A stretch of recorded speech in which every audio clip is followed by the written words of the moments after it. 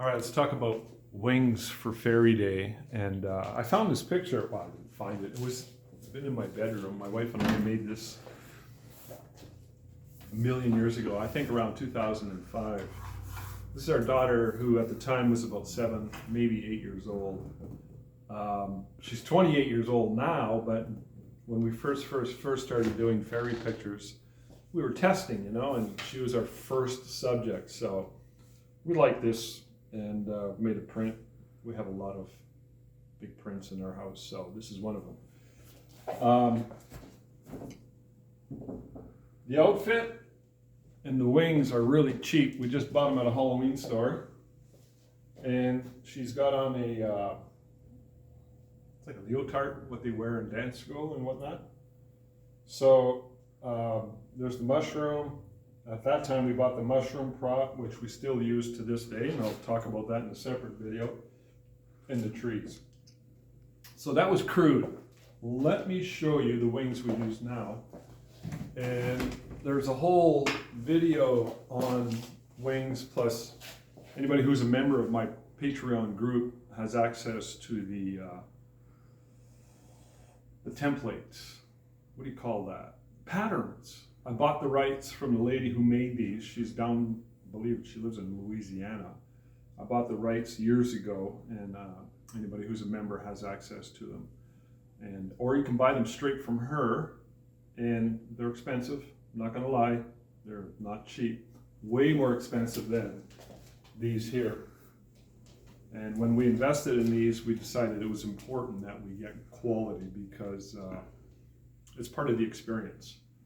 So these were about $300 US each pair of wings. I think they went up in price. So I'll put the link in the description to the lady who sells them. Or if you're a member of Fairy Masters, you can, I'm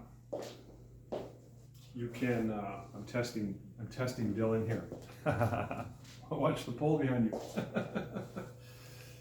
Yeah, you can have access to the patterns, and if you're good with sewing and what have you, you can make them yourself.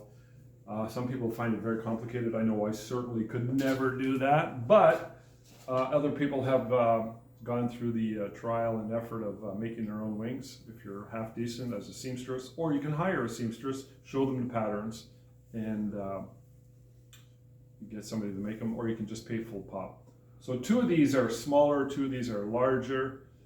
We have 4. Sometimes we'll have 2 come in the studio on Fairy Day, and sisters, 1 smaller, 1 bigger. Sometimes, I think the most we've ever done was 4 fairies in 1 session, like mom and 3 daughters. We have enough wings to put on everybody. So let me show you how it works. A lot of people ask me this question. And again, I have a detailed video in the Patreon group, but you can see that there. This is a wire.